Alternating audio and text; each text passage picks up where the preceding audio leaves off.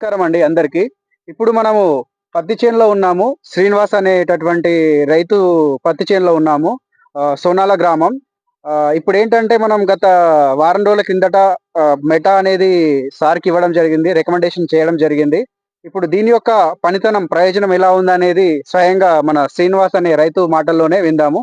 చెప్పండి సార్. నమస్కారం సార్. నమస్తే సార్. నా పేరు శ్రీనివాసరావు అండి. మాది సొనాల గ్రామం. హ్మ్.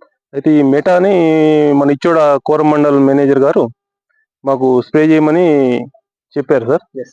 అయితే మేము తీసుకొచ్చి స్ప్రే చేసినాం. హ్మ్. ఒక 15 ఎకరాల దాకా హ్మ్. స్ప్రే చేసినాము. హ్మ్. కానీ ఇది కొట్టిన తర్వాత ఆకు అనేది హ్మ్. మనకు గ్రోత్ బాగా వస్తుంది సార్. హ్మ్. గ్రోత్ బాగా వస్తుంది. హ్మ్. మళ్ళొచ్చేసి మనకు పైరు కూడా పచ్చగా కనపడుతుంది. ఒక కొట్టిన తర్వాత మూడో రోజే మనకు దీని రిజల్ట్ ఏర్పడుతుంది సార్. ఏర్పడుతుంది. ఆ కొట్టిన తర్వాత మూడో రోజే హ్మ్. మేము దీన్ని పత్తికి కొట్టినాం సార్, సోయాకి కూడా కొట్టినాము. హ్మ్.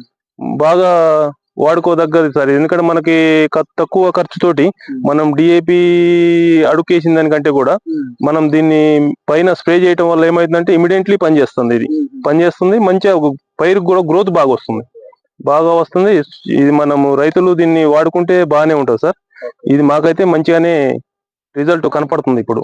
Yes sir. మంచిగానే ఉంది సార్ ఇది. ఇప్పుడు ఎన్ని రోజుల పైరు సార్ ఇది పంట? ఇది మనది ఇప్పుడు 45 రోజుల నుంచి 50 రోజులు అయింది సార్ ఇది. ఓకే. ఇప్పటికి మేము దీనికి నెల రోజులప్పుడు ఒకసారి స్ప్రే చేసినాము. హ్మ్.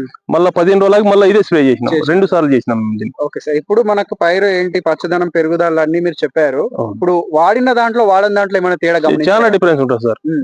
వాడిన దానికి మనము అడుక్కు వేసినా కూడా మందు హ్మ్. దానికి దీనికి ఇది ఇమీడియట్లీ పనిచేస్తుంది. హ్మ్. మనము ఒకవేళ భూమిలో తేమ లేనప్పటికీ కూడా ఓకే. దీన్ని మనం స్ప్రే చేసుకుంటే ఆ గ్రోత్ అనేది, ఆ హ్మ్. పెరుగుదల అనేది ఆగుతలేదు. ఆహా!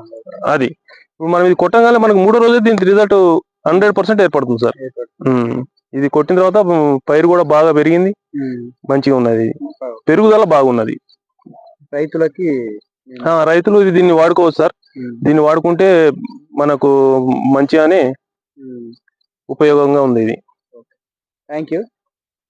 అదే ఈ సార్ చెప్పిన విధంగానే సార్ చెప్పిందేంటంటే అడుగు మందుగా గాకుండా గూడా పైపాటుగా ఈ బెట్ట పరిస్థితి ఏర్పడుతున్నప్పుడు గాని, మన మెటా డీఏపీ వాడుకోవడం వల్ల పైరు పచ్చగా అవ్వడం గాని, వేరు వ్యవస్థ మంచిగా అభివృద్ధి చెంది నీరు గాని, పోషకాలు గాని బాగా గ్రహించడం జరుగుతది. తద్వారా మంచి పచ్చదనం, పెరుగుదల అనేది రావడం జరుగుతదని సార్ గూడా జెప్తున్నారు.